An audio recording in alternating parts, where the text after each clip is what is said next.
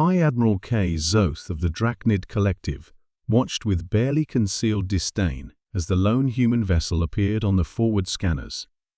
His mandibles clicked in amusement, a single ship against his armada of 37 warships. The humans were either incredibly brave or monumentally foolish. High Admiral, his second in command, chittered. The human vessel is broadcasting on all frequencies. Let us hear their surrender, K. Zoth commanded, settling back in his command chair. The humans had only achieved FTL travel 50 years ago. They couldn't possibly hope to match the collective's millennia of space warfare experience. The message that came through wasn't one of surrender. This is Captain Sarah Chen of the UES Thermopylae. You are in violation of soul-protected space. Withdraw immediately or face the consequences. Laughter erupted across the bridge.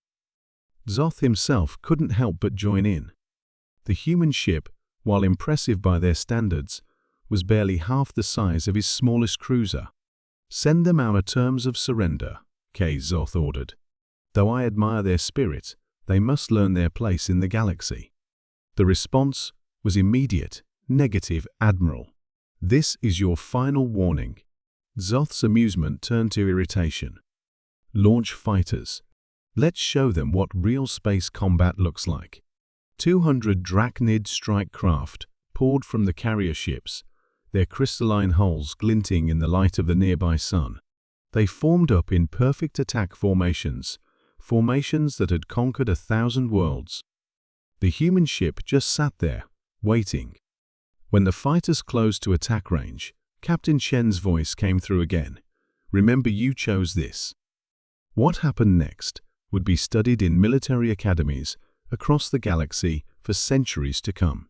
The Thermopylae's hull began to glow with a strange blue light. Zoth's tactical officer screamed in alarm as their sensors went haywire. The human ship wasn't broadcasting any known form of energy signature. It was as if space itself was being warped around it. Then came the pulse. A wave of invisible force expanded outward from the Thermopylae in a perfect sphere. When it touched the first wave of fighters, they simply stopped. Their engines died, their communications went silent, and they began drifting aimlessly through space. Impossible. Zoth roared. No race has ever developed a functional mass-dampening field. The second wave of fighters attempted to break off their attack run, but they were too late.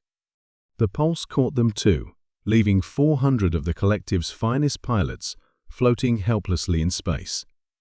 All ships, open fire, K. Zoth ordered. The remaining ships of his fleet launched a devastating barrage of plasma torpedoes and graviton beams, enough firepower to crack a small moon. The Thermopylae's response defied everything K. Zoth thought he knew about physics. The blue glow intensified, and suddenly the ship was elsewhere. Not through any jump drive or conventional FTL method, it simply ceased to be in one location and appeared in another, leaving the massive barrage to pass harmlessly through empty space.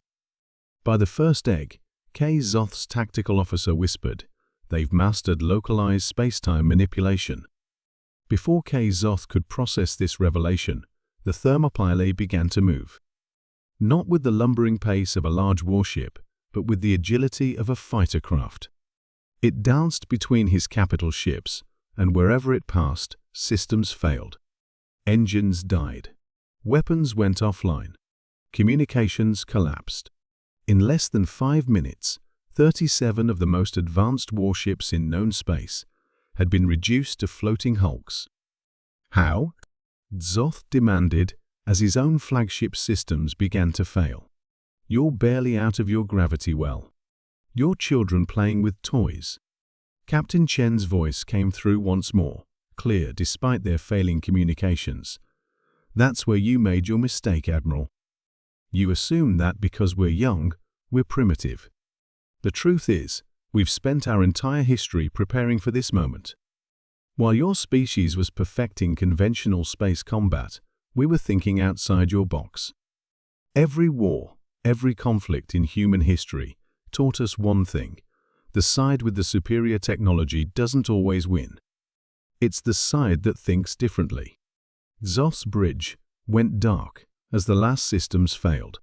Emergency lights kicked in, casting an eerie red glow across the command center. "We'll be dispatching rescue ships for your crews," Chen continued. "In the meantime, I suggest you consider the terms of your surrender.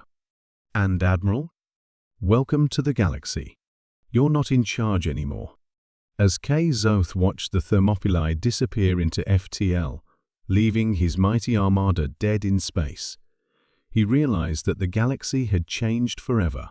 Humanity hadn't just survived first contact, they had shattered every preconception about what was possible in space warfare. The story of the Thermopylae spread quickly across the galaxy. One human ship against 37 of the most powerful warships ever built, and the human ship hadn't fired a single conventional weapon. The message was clear: humanity might be young, but they were far from primitive. In the years that followed, the term "pulling a Thermopylae" entered the galactic lexicon, meaning to win an impossible fight through superior innovation rather than brute force. And whenever a new race reached for the stars, they were given the same warning: be careful out there.